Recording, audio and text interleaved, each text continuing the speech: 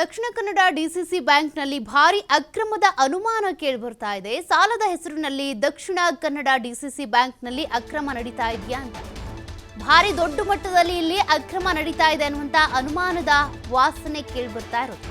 Dakshina Kannada DCC ಬ್ಯಾಂಕ್ನಲ್ಲಿ ಸಾಲದ ಹೆಸರಿನಲ್ಲಿ ಅಕ್ರಮ ಆಗ್ತಾ ಇದೆಯಾ? ನಿಯಮ ಮೀರಿ ತನ್ನ ನಿರ್ದೇಶಕರಿಗೆ ಸಂಬಂಧಿಸಿದಂತೆ ಸಾಲ ಮಂಜೂರು ಮಾಡಿದ್ದಾರಂತೆ. ದಕ್ಷಿಣ ಕನ್ನಡ ಡಿಸಿಸಿ ಬ್ಯಾಂಕ್ಗೆ ಆರ್ಬಿಐನಿಂದ 5 ಲಕ್ಷ ದಂಡವನ್ನ ಹಾಕಲಾಗಿದೆ. ಬ್ಯಾಂಕಿಂಗ್ ನಿಯಂತ್ರಣ ಕಾಯ್ದೆಯನ್ನ ಉಲ್ಲಂಘಿಸಿ ಈ ರೀತಿ ಸಾಲ ಕೊಟ್ಟಿದ್ದಾರೆ ಅನ್ನುವಂತ ಕಾರಣಕ್ಕೆ ದಂಡ ಹಾಕಿರೋದು. ಡಾಕ್ಟರ್ ಎಂಎನ್ ರಾಜೇಂದ್ರ ಕುಮಾರ್ ಅಧ್ಯಕ್ಷತೆಯ ಡಿಸಿಸಿ ಬ್ಯಾಂಕ್ ಇದು. ನಿಯಮಾನುಸಾರ ಕೆಲಸ ಮಾಡದೇ ಇದ್ರೆ ಕಾನೂನು ಕ್ರಮದ ಎಚ್ಚರಿಕೆಯನ್ನ ಕೂಡ ಆರ್ಬಿಐ ಕೊಟ್ಟಿದೆ. ಯಾವುದೇ ವಾಣಿಜ್ಯ ಬ್ಯಾಂಕ್ ತನ್ನ ನಿರ್ದೇಶಕರಿಗೆ ಸಾಲ ನೀಡುವಂತಿಲ್ಲ, ಇದು ನಿಯಮ. ನಿರ್ದೇಶಕರಿಗೆ ಸಂಬಂಧಿತ ಸಂಸ್ಥೆಗಳಿಗೂ ಸಾಲ ಕೊಡೋ ಹಾಗಿಲ್ಲ. ಸದ್ಯ ಆರ್ಬಿಐನಿಂದ ಡಿಸಿಸಿ ಬ್ಯಾಂಕ್ ಸಾಲದ ಬಗ್ಗೆ ಉನ್ನತ ತನಿಖೆ ನಡೆಸುವಂತ ಸಾಧ್ಯತೆಯೂ ಇದೆ. ಸಾಲಗಳ ಹೆಸರಲ್ಲಿ ಡಿಸಿಸಿ ಬ್ಯಾಂಕ್ನಲ್ಲಿ ಭಾರಿ ಗೋಲ್ಮಾಲ್ ನಡೀತಾ ಇದೆ ಅನ್ನುವಂತ ಶಂಕೆ ವ್ಯಕ್ತವಾಗ್ತಾ ಇದೆ. ಹೀಗಾಗಿ ಇದಕ್ಕೆ ಸಂಬಂಧಪಟ್ಟಂತೆ ಆರ್ಬಿಐ ಈಗ ಈ ಡಿಸಿಸಿ ಬ್ಯಾಂಕಿಗೆ 5 ಲಕ್ಷ ದಂಡವನ್ನ ವಿಧಿಸಿದೆ. ಅಷ್ಟೇ ಅಲ್ಲ, ನಿಯಮಗಳ ಉಲ್ಲಂಘನೆ ಮಾಡ್ತಾ ಹೋದ್ರೆ ಕಾನೂನು ಕ್ರಮವನ್ನ ಕೈಗೊಳ್ಳಲಾಗುತ್ತೆ ಅನ್ನುವಂತ ಎಚ್ಚರಿಕೆ ಕೂಡ ಕೊಟ್ಟಿದ್ದಾರೆ. ಅದೇ ರೀತಿಯಾಗಿ ಒಂದಷ್ಟು ರೂಲ್ಸ್ಗಳೇನಿದ್ದಾವೆ ಅದ್ರಗಳ ಮತ್ತೆ ಮನವರಿಕೆ ಮಾಡುವಂಥ ಕೆಲಸವನ್ನು ಮಾಡಿರೋದು. ಆದರೆ ಡಿಸಿಸಿ ಬ್ಯಾಂಕ್ನ ನಿರ್ದೇಶಕರಿಗಾಗಲಿ, ಅಲ್ಲಿ ಸಂಬಂಧಪಟ್ಟಂಥ ವ್ಯಕ್ತಿಗಳಿಗಾಗಲಿ, ಅಥವಾ ಆ ಡಿಸಿಸಿ ಬ್ಯಾಂಕ್ನ ಮತ್ತಷ್ಟು ಅಂಗಸಂಸ್ಥೆಗಳೇನಿರ್ತವೆ ಅವುಗಳಿಗೆ ಈ ರೀತಿಯಾಗಿ ಡಿಸಿಸಿ ಬ್ಯಾಂಕ್ ಸಾಲವನ್ನು ಕೊಡುವಂತಿಲ್ಲ. ಬಟ್ ಇಲ್ಲಿ ನಿಯಮ ಮೀರಿ ಸಾಲವನ್ನು ಕೊಟ್ಟಿರೋದ್ರಿಂದ 5 ಲಕ್ಷ ದಂಡವನ್ನು ವಿಧಿಸಿರೋದು. ಇದು ಬೆಳಕಿಗೆ ಬಂದಿರುವಂಥ ಒಂದು ಘಟನೆ.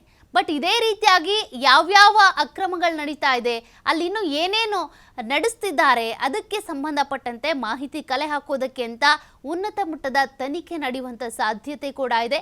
ಈಗಾಗಲೇ ಎಚ್ಚರಿಕೆ ಕೊಟ್ಟಿದ್ದಾರೆ. ಬಟ್ ಈ ಸಾಲಗಳ ಹೆಸರಲ್ಲಿ ಡಿಸಿಸಿ ಬ್ಯಾಂಕ್ನಲ್ಲಿ ಭಾರಿ ಗೋಲ್ಮಾಲ್ ನಡೀತಾ ಇದೆ ಅನ್ನುವಂಥ ಶಂಕೆ ಇರೋದ್ರಿಂದ ಎಲ್ಲ ಸಾಲದ ಬಗ್ಗೆ ಉನ್ನತ ಮಟ್ಟದ ತನಿಖೆ ಆಗುವಂಥ ಸಾಧ್ಯತೆಯೂ ಇದೆ. ಮತ್ತಷ್ಟು ಡೀಟೇಲ್ಸ್ ಕೊಡ್ತಾರೆ ಪ್ರತಿನಿಧಿ ಆದಿತ್ಯ.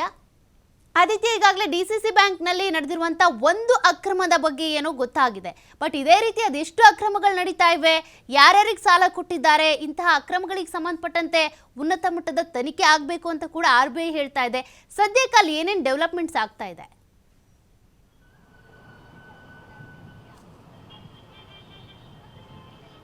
ನಿಜಕ್ಕೂ ಕೂಡ ಸೌಖ್ಯ. ಯಾಕಂದರೆ ಡಿಸಿಸಿ ಬ್ಯಾಂಕ್ ಏನಿದೆ ಇದ್ರ ಬಗ್ಗೆ ಒಂದು ಅಕ್ರಮದ ಆರೋಪ ಅದು ಕೂಡ ಬಹಳ ಗಂಭೀರವಾಗಿರುವಂಥ ಒಂದು ಆರೋಪ ಕೇಳಿ ಬಂದಿರುವಂಥದ್ದು. RBIನ ನಿಯಮ ಉಲ್ಲಂಘನೆ, ಅಂದರೆ ಒಂದು ಸಹಕಾರಿ ಬ್ಯಾಂಕ್ ಆಗಿ ತನ್ನ ನಿರ್ದೇಶಕರಿಗೆ ಸಾಲವನ್ನು ನೀಡಿದೆ, ಇದರಲ್ಲಿ ಒಂದು ರೀತಿಯ ಅಕ್ರಮ ನಡೆದಿದೆ ಅನ್ನುವಂಥ ಆರೋಪ ಕೇಳಿ ಬಂದಿದ್ದು. ಇದಕ್ಕೆ ಸಂಬಂಧಪಟ್ಟ ಹಾಗೆ ತನಿಖೆ ನಡೆಯಿತು. ಪರಿಶೀಲನೆ ನಡೆದ ಬಳಿಕ ಇದೀಗ 5 ಲಕ್ಷ ರೂಪಾಯಿ ದಂಡವನ್ನು ವಿಧಿಸಲಾಗಿರುವಂಥದ್ದು. ಅದು ಕೂಡ ಸ್ವತಃ RBIನ ಒಂದು ನಿಯಮಾನುಸಾರ ಈ ಒಂದು ಪ್ರಕರಣ ಬೆಳಕಿಗೆ ಬಂದಿರುವಂಥದ್ದು.